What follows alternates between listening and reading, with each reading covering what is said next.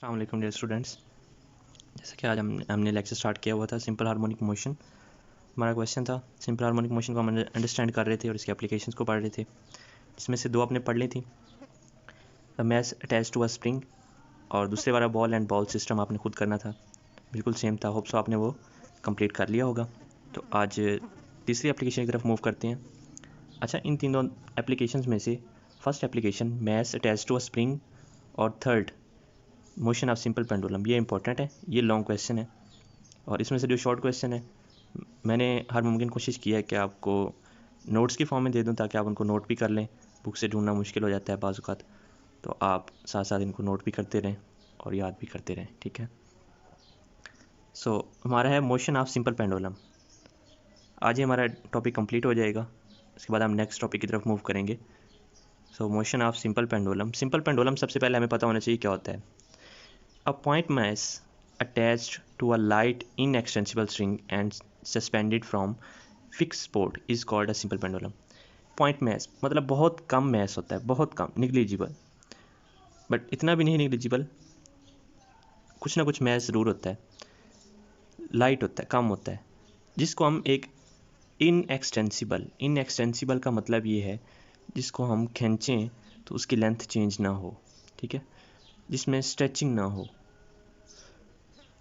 वो वाली हम स्ट्रिंग यूज़ करते हैं। उसके साथ हम उसको बांध देते हैं और उसको हम एक एंड से फिक्स कर देते हैं ऊपर से और दूसरे एंड से इंडिपेंडेंट छोड़ देते हैं, खुला छोड़ देते हैं, ठीक है। तो हमारा सिंपल पेंडुलम किस चीज़ पर कंसिस्ट करता है? A small metallic Bob of mass m। हमारे पास एक मेटल की बनी, मेटल कोई भी हो सकता है, आयरन है, जिस तरह कॉपर है, स्टील है, सिल्वर है, ठीक है, उससे बनी हुई एक स्मॉल मेटेलिक बॉब है जिसका मैस m कोई ना कोई मैस है, और an inextensible string of length l। ऐसी स्ट्रिंग हमने लेनी है जो इन एक्सटेंसिबल हो, जिसमें स्ट्रेचिंग ना हो सकती हो, ठीक है। ये कुछ हमने देखा है। ये हमारे पास एक स्ट्रिंग है जिसकी लेंथ कितनी है l, और ये इन एक्सटेंसिबल है, मतलब इसके साथ जब हमने ये बॉब अटैच की है तो इसकी लेंथ में चेंज नहीं आया, बल्कि जितनी लेंथ पहले थी उतनी ही लेंथ रही। ये हमने बॉब इसके साथ अटैच कर दी और इसका मैस है m। इसको हमने एक एंड से फिक्स कर दिया है और दूसरे एंड से इसे खुला छोड़ दिया।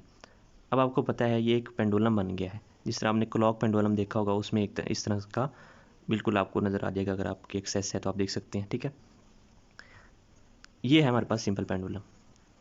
अब जाहिर बात है, इसको जब हम इंडिपेंडेंट छोड़ेंगे तो इसका कोई ना कोई वेट होगा, ठीक है। वेट क्या होता है? वो फोर्स होती है जिसकी वजह से अर्थ किसी भी ऑब्जेक्ट को अपनी तरफ खींचती है। तो W is equal to mg इसका क्या है? वेट है। अब ये पेंडुलम अपनी मीन पोजीशन पर है, वस्ती पोजीशन पर है, या इक्विलिब्रियम पोजीशन पर है, O पर, ठीक है। इसकी मोशन को डिस्क्राइब करने से पहले इसको सिस्टम को देखने की कोशिश करते हैं। W इसका वेट है। अब आपको पता होना चाहिए Newton's third law of motion से, every action has a reaction. इसका वेट नीचे की तरफ है, ठीक है, नीचे फोर्स लग रही है, इतनी ही फोर्स ऊपर की तरफ लग रही है, और ये वेट बैलेंस हो रहा है किसकी वजह से? इस टेंशन की वजह से, T, ठीक है। ये आपने 9th क्लास में भी अच्छे से पढ़ा था। जब ये T टेंशन और ये वेट बैलेंस हो रहे हैं तो यहाँ पे दोनों फोर्सेस कोई नहीं लग रही और ये क्या है? रेस्ट पोजीशन में है। क्लियर हो गया? अब हम इसके मोशन को डिस्क्राइब करते हैं। इसको हम यहाँ से फोर्स लगा के इतना एम्पलीट्यूड कवर करते हैं। एम्पलीट्यूड की हमने डेफिनेशन पढ़ी थी, the maximum displacement covered on either side of, ठीक है, दोनों तरफ, एक वाइब्रेटरी मोशन के दोनों तरफ, मतलब इस तरफ भी और इस तरफ भी। यहाँ से हम काउंट करना स्टार्ट करेंगे। मैक्सिमम जितना भी डिस्प्लेसमेंट ऑब्जेक्ट कवर करेगा उसे हम क्या कहते हैं? एम्पलीट्यूड। हमने इस पर फोर्स लगाई, इसे पॉइंट ए तक लेके आए, इसने कुछ ना कुछ एम्पलीट्यूड कवर किया। बाकी सारे फीचर्स वही हैं जो आप फर्स्ट लेक्चर में पढ़ चुके हैं। जस्ट आपने इसकी मोशन को अंडरस्टैंड करना है और इसको उसी तरह से प्रॉपर फॉर्म में लिख देंगे आप, ठीक है, कि एक्सेलरेशन इसका क्या होता है, वेलोसिटी क्या होती है, डिस्प्लेसमेंट क्या है, ठीक है। यहाँ पे इसका डिस्प्लेसमेंट 0 है। जब आप यहाँ से इसे लेके यहाँ पे आए हैं, सपोज इसने कोई ना कोई डिस्प्लेसमेंट कवर किया है जिसको s है। अब आपको पता है वेट एक क्या है? वेक्टर क्वांटिटी है जिसकी डायरेक्शन होती है, ठीक है। और वेक्टर रेजोल्यूशन से अगर हम इसके कंपोनेंट्स को निकालें तो इसके दो कंपोनेंट्स बनेंगे। आपको पता है एक एक्स कंपोनेंट होता है और एक वाई कंपोनेंट होता है।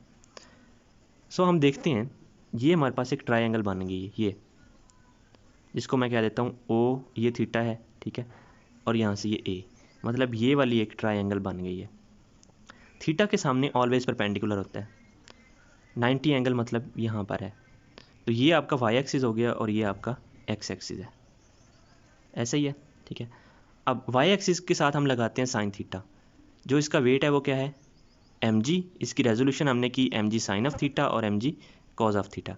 अब यहाँ से क्लियरली आप देख सकते हैं कि mg कॉज ऑफ थीटा इस टेंशन की वजह से बैलेंस हो रहा है, तो मतलब ये कंपोनेंट या इस कंपोनेंट की वजह से फोर्स क्या है, ज़ीरो है। बाकी जो कंपोनेंट रह गया है वो है mg साइन ऑफ थीटा, यही वो कंपोनेंट है फोर्स का या वेट का जिसकी वजह से ये क्या करता है, अपनी मेन पोजीशन की तरफ आता है, या दूसरे लफ्ज़ों में mg साइन थीटा ही वो कंपोनेंट है जो रिस्टोरिंग फोर्स का काम करता है, ठीक है। जैसे कि आपने अगर बॉल एंड बाउल सिस्टम वाला पढ़ा है तो उसमें रिस्टोरिंग फोर्स क्या होती है, वेट होता है, ठीक है। तो इस तरह भी इस एग्जांपल में, इस एप्लीकेशन में भी रिस्टोरिंग फोर्स का कंपोनेंट कौन सा प्ले कर रहा है, mg साइन ऑफ थीटा। अब आपको पता है जैसे आपने इसे यहाँ तक ए पोजीशन पे लेके आए, इसमें फोर्स टुवर्ड्स मेन पोजीशन थी, ठीक है, डिस्प्लेसमेंट कवर किया, एक्सेलरेशन प्रोड्यूस हुआ, यहाँ से आपने इसे छोड़ दिया, रिलीज़ कर दिया, ये क्या करेगा, ड्यू टू अनर्शिया और restoring force, sorry due to restoring force, ये मेन पोजीशन की तरफ जाएगा यहाँ पे, बट ड्यू टू अनर्शिया ये क्या करेगा, यहाँ पे स्टॉप नहीं होगा, ये पॉइंट बी की तरफ जाएगा, ठीक है। अब इसी तरह वापसी पे रिस्टोरिंग फोर्स की वजह से पॉइंट ओ की तरफ मूव करेगा, again due to inertia point A की तरफ मूव करेगा, और ये मोशन इस तरह चलती रहेगी। और ये मोशन कब तक चलती रहेगी, जब तक ये एनर्जी इस्तेमाल नहीं कर लेता, अपनी सारी एनर्जी लॉस नहीं कर लेता, ठीक है। ये अगर हम देखें यहाँ से लेकर ये यहाँ तक जाता है और फिर यहाँ तक वापस आता है, तो ये इसने एक साइकिल कंप्लीट किया है, ये बात भी आपको पता होनी चाहिए। होप सो इसकी आपको डायग्राम अच्छे से समझ आ गई है। Time period of a simple pendulum, time period की डेफिनेशन आप पहले पढ़ चुके हैं। The time taken by a simple pendulum to complete one vibration is called time period, it is noted by capital T, और इसका ऐसा यूनिट क्या होता है, सेकेंड होता है। In case of simple pendulum, याद रखें आप, नोट कर लें, in case of simple pendulum time period is equal to 2π/L/g।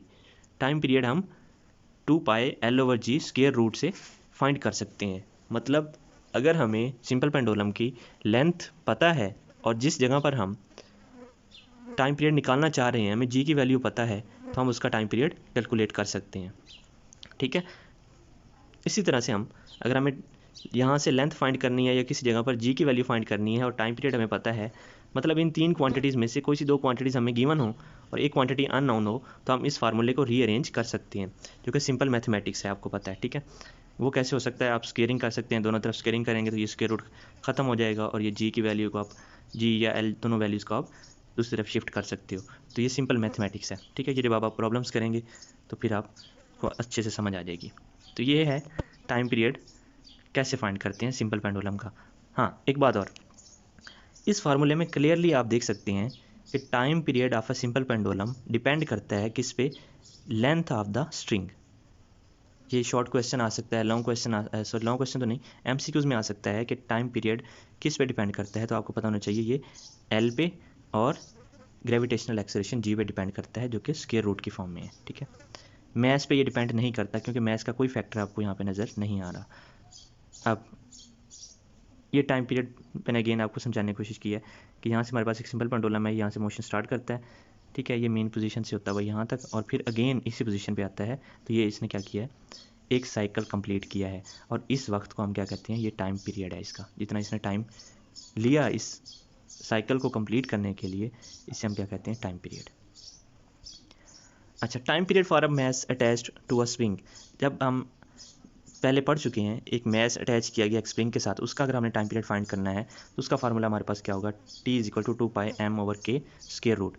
इसका आप क्लियरली देख सकते हैं कि ये किस पे डिपेंड करता है, मैस और स्प्रिंग कांस्टेंट, ठीक है। ये आपको अच्छे से पता है स्प्रिंग कांस्टेंट क्या होता है और मैस, ठीक है। तो अगेन इसके लिए भी आपके पास 1 2 3 3 वेरिएबल्स हैं, 3 वेरिएबल्स में से आपको 2 वेरिएबल्स अगर दिए गए हों तो आप तीसरे की वैल्यू फाइंड कर सकते हैं।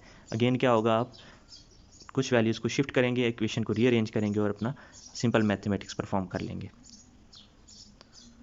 तो ये था आज का लेक्चर। होप सो आपने कुछ ना कुछ ज़रूर सीखा होगा।